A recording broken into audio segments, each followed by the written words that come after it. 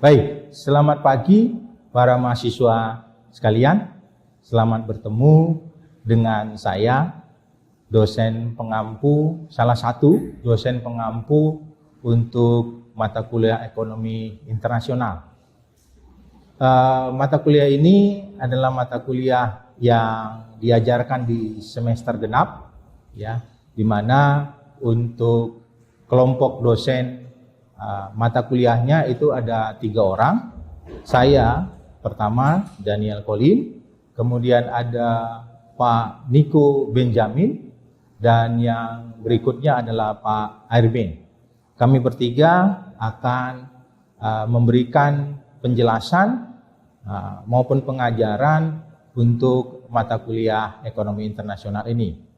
Sebelum saya akan menjelaskan, atau kami nanti akan menjelaskan materi yang berhubungan dengan ekonomi internasional, maka di awal ini, artinya di bagian awal ini, kami akan menjelaskan terlebih dahulu apa yang menjadi rencana pembelajaran 1 semester yang harus saudara mahasiswa untuk lakukan dan pedomani.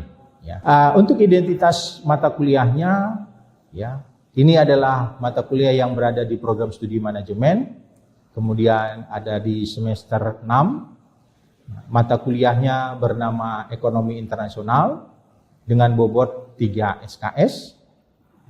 Dosen pengampu seperti yang saya sampaikan tadi ada 3. Pertama Bapak Nico Benjamin, yang kedua Bapak Arbain, dan yang ketiga Daniel Colin Damanik, yaitu saya sendiri. Jumlah perkuliahan 1 semester, di mana kuliah kita semester ini masih dalam bentuk dalam jaringan atau kita tidak melakukan secara tatap muka. Jumlah perkuliahan ada 14 kali pertemuan daring dan ditambah 2 kali untuk ujian, yaitu UTS dan UAS. Jadwal perkuliahan itu akan kita mulai pada bulan Maret dan perkiraan sekitar bulan Juni atau Juli itu sudah berakhir.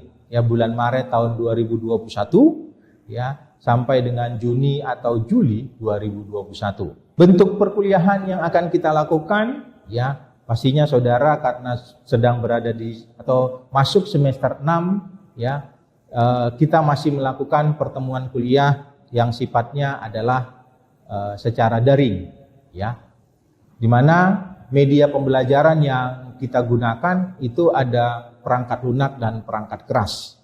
Perangkat lunaknya itu adalah kita menggunakan aplikasi Google Classroom, kemudian WA Group, aplikasi Zoom untuk nanti kita ada 3 kali pertemuan secara langsung tetapi masih di dalam jaringan, yaitu menggunakan aplikasi Zoom, kemudian video materi, kemudian yang terakhir adalah slide materi atau bahan materi yang sifatnya secara digital yang saudara bisa akses nanti melalui Google Classroom. Untuk perangkat kerasnya, itu ada 2, artinya saudara bisa menggunakan laptop atau bisa menggunakan telepon selular. Materi pembelajaran kita 1 semester yang berhubungan tadi dengan jumlahnya ada 14 kali pertemuan adalah sebagai berikut. Nanti saudara bisa melihatnya melalui RPS yang secara detail atau secara lengkap yang dibagikan kepada saudara melalui Google Classroom. Untuk memperlengkapi saudara dalam hal memahami dan mengetahui tentang materi-materi ekonomi internasional ini, saudara selain tadi mendapatkan bahan-bahan secara digital, saudara juga diwajibkan untuk membaca pustaka atau rujukan atau referensi, di mana ada 2 rujukan atau referensi yang secara utama, yaitu penulisnya dari Dominic Salvatore dengan judul buku Ekonomi Internasional, ada juga yang secara textbook atau berbahasa Inggris dan secara terjemahan juga sudah ada. Yang kedua Hamdi Hadi, dengan judul buku juga adalah Ekonomi Internasional, itu adalah merupakan 2 buku yang menjadi utama. Sisanya ada referensi yang bisa saudara pakai juga untuk melengkapi atau menambah ilmu dari materi-materi yang nanti kami para dosen sudah memberikan penjelasannya kepada saudara. Tugas dan kuis yang akan saudara kerjakan itu atau bentuk penilaian berkaitan dengan evaluasi mandiri saudara itu adalah dalam bentuk tugas dan kuis. Kuis itu merupakan bentuk evaluasi mandiri yang akan kami berikan setiap pertemuan kuliah. Bisa dia bentuknya esai atau bisa bentuknya tugas menjawab pilihan berganda. Yang kedua adalah tugas dalam mana saudara diminta untuk membuat kertas kerja atau paper. Ya, bentuk yang harus saudara lakukan dalam hal tugas ini, mengerjakan tugas ini adalah saudara diminta melakukan kunjungan lapangan dalam hal mengumpulkan data-data berkaitan dengan topik-topik yang akan disampaikan nantinya.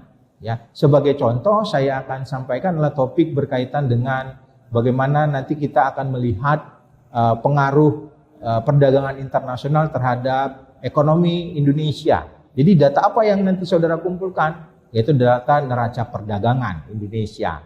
Ya, itu yang nanti saudara harus lakukan pengumpulan datanya. Nah, setelah nanti saudara lakukan pengumpulan datanya, baru saudara melakukan penulisan terhadap hasil dari analisa dan pengolahan data tersebut, ya, berkaitan dengan topik yang ingin dibahas. Berikutnya bagian terakhir dari RPS ini adalah kriteria penilaian. Ya, jadi kriteria penilaian bagi saudara itu ada 4 bagian, yaitu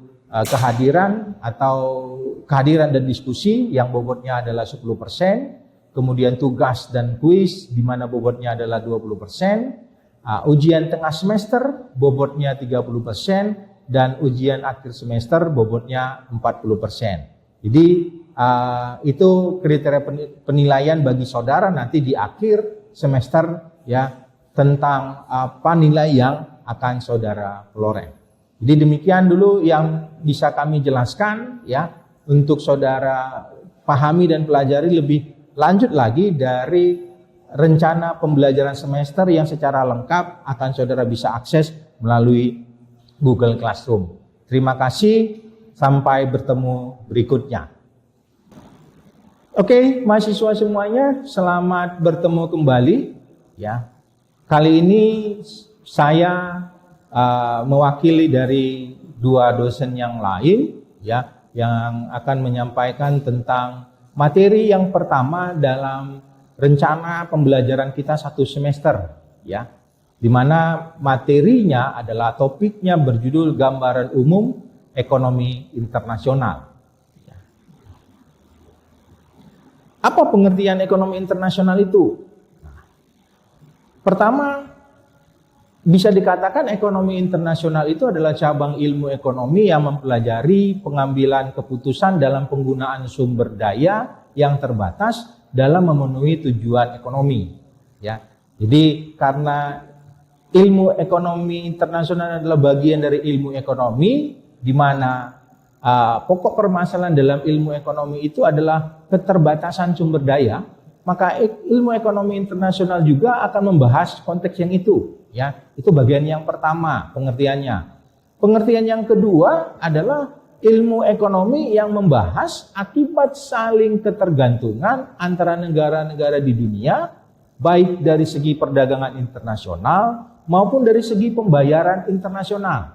Ya, jadi karena ada kaitan hubungan kata internasional, maka ilmu ekonomi internasional itu, ya, pengertian berikutnya dikatakan sebagai membahas akibat saling ketergantungan antara negara-negara di dunia. Ya, jadi sebagai contoh bagaimana sumber energi, ya, baik minyak bumi dan gas Amerika itu tergantung dari produsen luar negeri. Kenapa? Karena Amerika Serikat sendiri, ya, tidak bisa memproduksi, ya, minyak sesuai dengan kebutuhan secara dunianya. Ya, nah. Jadi secara sederhana ilmu ekonomi itu bagaimana? Ya, secara sederhana ilmu ekonomi internasional itu bisa diartikan adalah ilmu yang mempelajari tentang segala sesuatu mengenai hubungan ekonomi antar negara. Ya, itu secara sederhana ya. Jadi dua pengertian tadi kalau kita simpulkan menjadi satu pengertian yang sederhana, menjadi cabang ilmu ekonomi yang mempelajari tentang segala sesuatu mengenai ekonomi antar negara. Nah, jadi apa yang mempengaruhi atau apa yang dipelajari dalam hal ekonomi internasional? Ya, yang pertama ilmu ekonomi internasional itu mempengaruhi satu adalah kesejahteraan sosial, ya, welfare. Kesejahteraan sosial bagi siapa? Ya, bagi masyarakat di suatu negara. Ya, baik yang melakukan perdagangan internasional itu sendiri maupun yang secara tidak langsung berhubungan dengan perdagangan internasional itu. Ya, yang kedua distribusi pendapatan. Ya, yang ketiga kesempatan kerja. Ya, yang keempat pertumbuhan ekonomi. Yang kelima kestabilan harga. Dan yang terakhir adalah bagaimana pengaruh kebijakan tersebut. Ya, dampaknya kepada penduduk suatu negara. Ya, pastinya kebijakan yang bagaimana ya mahasiswa sedikit banyak agak mengetahui ada namanya kebijakan ekspor, kebijakan impor kan. Nah, ini pasti akan berdampak atau berpengaruh kepada orang-orang yang berkaitan dengan kegiatan-kegiatan tersebut. Gampangnya kalau saudara yang pernah melakukan transaksi secara online ya pasti pernah mengalami membeli barang itu yang katanya sumbernya atau asalnya dari luar negeri, ya kan? Nah, pasti itu adalah ada hubungannya kepada ya kebijakan ekonomi internasionalnya, ya. Bagaimana? Ya, sekarang saudara nanti bisa lihat kalau saudara belanja yang barangnya dari luar negeri walaupun secara online, maka itu ada pajaknya, ya.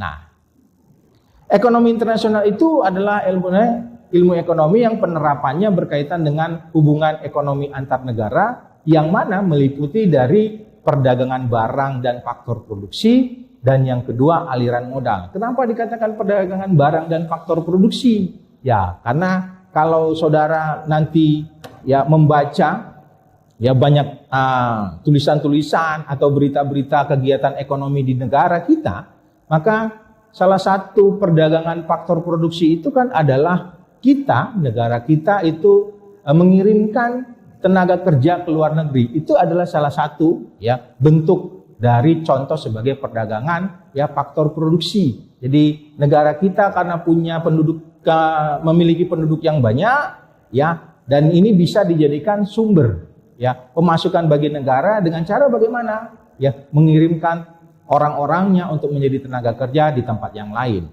Aliran modal hubungannya terhadap ekonomi internasional bagaimana? Ya, pastinya sebagai contoh juga saudara pernah mendengar bahwa kita bangsa Indonesia atau negara kita atau pemerintah kita ya membutuhkan uang dan cara untuk mendapatkannya adalah meminjam. Nah, itu hubungannya kepada aliran modal ya dari luar ke dalam kalau kita sifatnya meminjam atau kalau orang-orang kita yang banyak uangnya gitu ya, kemudian dia mau berinvestasi keluar, itu berarti aliran modal dari negara kita keluar. Ya.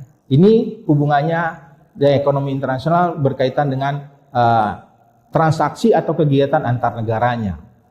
Nah, yang kedua apa ruang lingkup ekonomi internasional itu? Ya. Nah, ruang lingkup dalam ekonomi internasional itu atau yang dipelajari dalam ekonomi internasional itu terdiri dari pola perdagangan internasional. Ya, pola perdagangan internasional itu pastinya ya pola perdagangan ekspor, berarti barang dari suatu negara keluar negaranya atau masuk kepada negara yang lain, dan pola perdagangan import, yaitu barang dari luar masuk ke dalam negara suatu negara. Ya, kenapa itu terjadi? Ya, ada hubungannya kepada kebutuhan.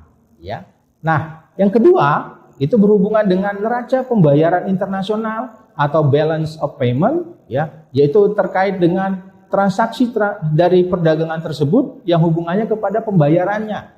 Ya, ya pastinya nanti kita akan membahas terkait dengan mata uang asing, hubungannya transaksi pembayaran kepada mata uang asing. Dan berikutnya hubungannya terhadap mempelajari neraca-neraca yang kecil seperti neraca perdagangan, neraca jasa, neraca transfer, neraca secara berjalan, dan neraca kapital.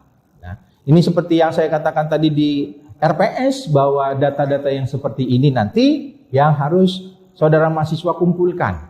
Kemudian nanti dibimbing oleh dosen untuk membuat analisanya dan membuat ke dalam penulisannya. Dan yang berikutnya adalah bagaimana perdagangan internasional atau dampak dari ekonomi internasional itu terkait pengaruh kepada alih teknologi dan hubungan internasional lainnya. Ada dua sub bidang dalam hal kita melihat ruang lingkup ekonomi internasional ini.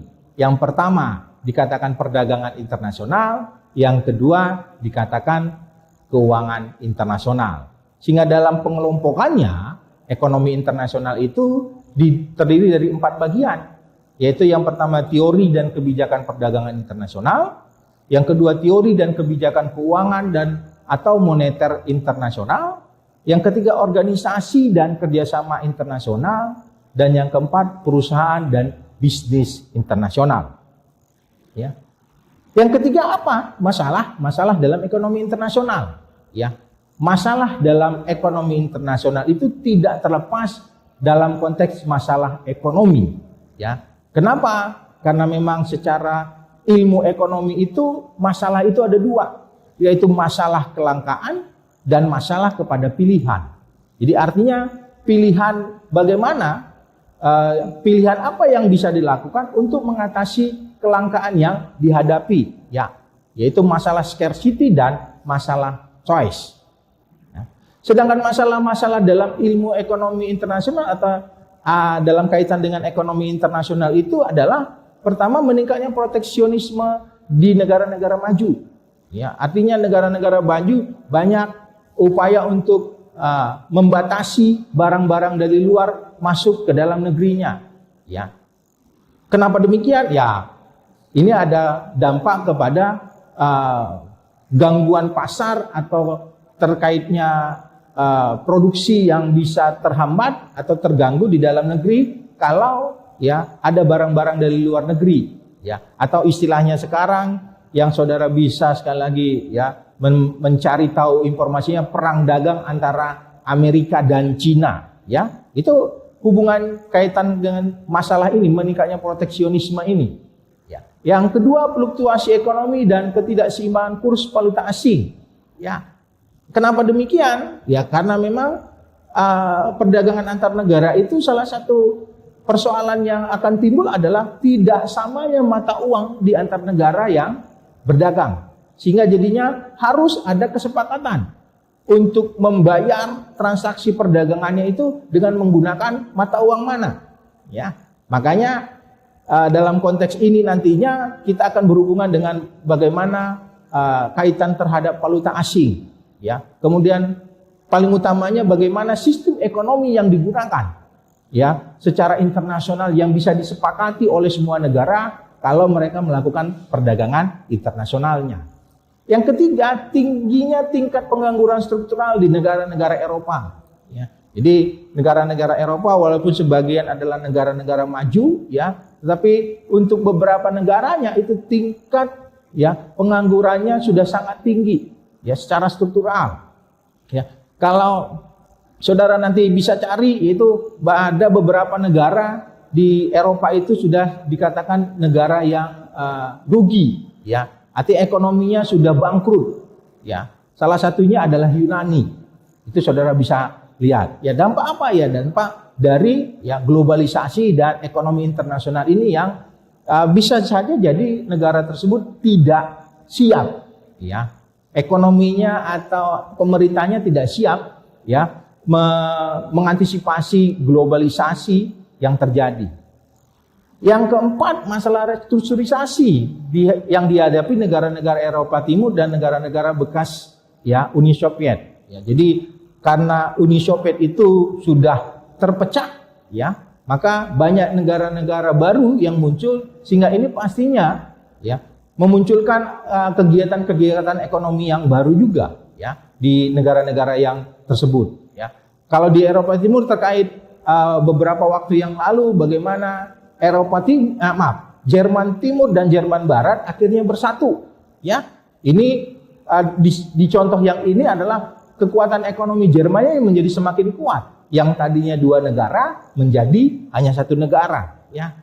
Nah, permasalahan yang kelima adalah kemiskinan di beberapa negara berkembang yang paling miskin. Ya, ini banyak terjadi di negara-negara di benua Afrika, ya, itu banyak terjadi. Apa hubungannya kepada ekonomi internasional? Ya, nah negara-negara miskin ini pastinya salah satu yang dibutuhkan mereka adalah modal.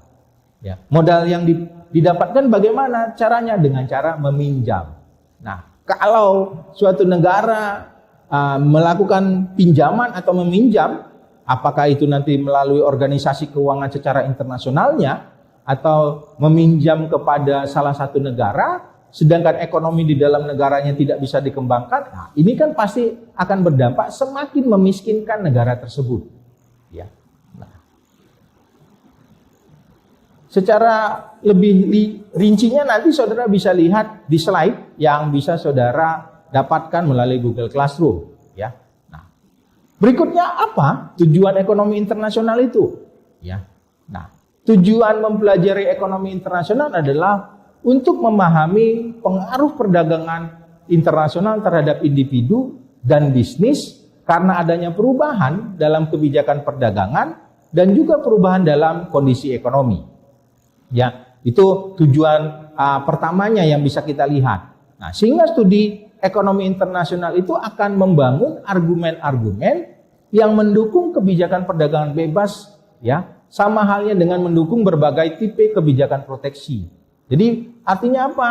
Tujuan ekonomi internasional itu berhubungan dengan bagaimana membangun ya terjadinya perdagangan yang secara bebas.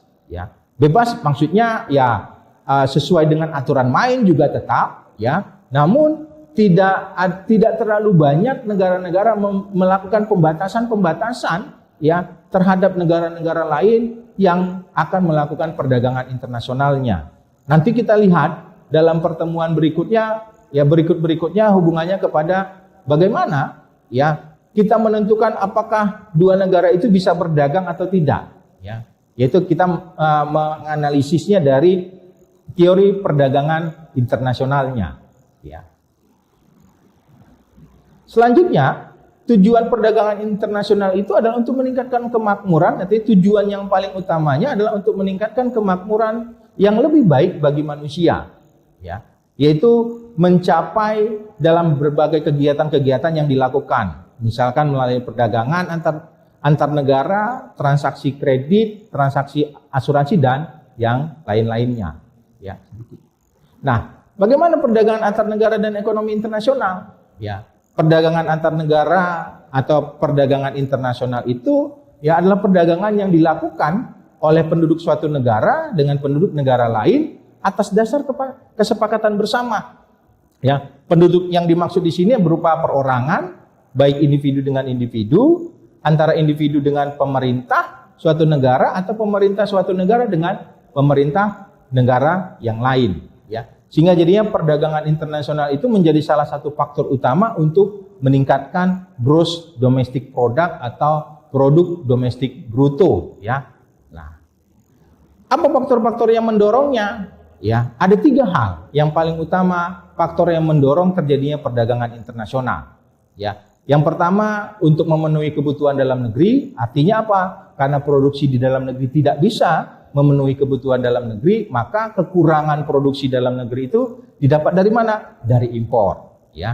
Yang kedua, untuk memperluas pasar barang dan jasa yang dihasilkan di dalam negeri. Artinya kelebihan produksi di dalam negeri, ya, itu didorong untuk dilakukan dengan ekspor, menjualnya ke luar negeri. Dan yang ketiga, meningkatkan pendapatan negara, ya. Yaitu dari mana? Dari selisih antara ekspor dan impor, ya. Nah, mengapa terjadi hubungan ekonomi internasional? Yang pertama, untuk memenuhi kebutuhan dalam negeri seperti yang tadi, ya. Yang kedua, untuk memperluas pasar barang dan jasa. Yang ketiga, untuk meningkatkan pendapatan negara. Yang keempat, adanya perbedaan potensi sumber daya alam. Itu pasti, ya. Seperti kita, karena kita punya sumber daya alam yang kaya, maka kita bisa banyak memproduksi suatu barang yang di luar negeri tidak ada, dan sehingga akhirnya kita ekspor, ya. Yang kelima, terjadinya globalisasi, ya, di mana tidak ada negara di dunia ini yang mampu hidup sendiri tanpa bantuan orang lain atau negara yang lain. Yang keenam, adanya kesamaan selera terhadap suatu barang atau jasa, ya, seperti kita sekarang, ya kan? Karena teknologi informasi menjadi kebutuhan, sehingga ya kebutuhan akan tenaga gadget, ya, teknologi informasi handphone itu semakin tinggi, ya. Sedangkan kita produksi dalam negeri tidak begitu diminati, sehingga banyak barang-barang telepon seluler itu sifatnya impor dari luar. Keinginan untuk membuka hubungan kerjasama dengan negara lain, dan yang terakhir meningkatkan kemampuan teknologi, ya, berkaitan dengan pengolahan sumber daya, baik itu sumber daya alam, sumber daya manusia, sumber daya finansial, dan sumber daya yang lainnya. Nah, yang terakhir dari bagian ini adalah apa variabel dan metode ekonomi internasionalnya, ya. Variabel perdagangan dan keuangan internasional itu, ya, terdiri dari, kalau kita berbicara variabel perdagangan internasional, maka kita tidak lepas dari konsep ekonomi mikro, yaitu analisis permintaan dan penawaran, perilaku konsumen dan perusahaan, struktur pasar dan persaingan sempurna, ya, oligopoli dan monopoli, dan pengaruh dari penyimpangan pasar atau market distortion. Sedangkan berkaitan dengan variabel keuangannya, ya, ini kita tidak lepas dalam konteks ilmu ekonomi makro, ya, di mana kita akan pembicaraan atau data-data, ya, pembahasan-pembahasan kita tidak lepas kepada gross domestic product, pendapatan nasional atau PDB atau produk domestik bruto, ya, kemudian tingkat pengangguran, ya, tingkat inflasi, neraca perdagangan, nilai tukar, suku bunga, ya, dan yang lain-lainnya. Sedangkan metode yang digunakan atau diterapkan dalam ekonomi internasional itu adalah model-model ekonomi mikro dan ekonomi makro, di mana salah satu modelnya itu berkaitan dengan kita membahas atau kita membicarakan tentang keseimbangan, ya. Kalau mikro kita berbicara tentang keseimbangan pasar, ya, di makro kita berbicara tentang keseimbangan umum, ya. Demikian penjelasan materi kita untuk pertemuan yang pertama, yaitu untuk topik gambaran umum ekonomi internasional. Terima kasih, sampai bertemu kembali.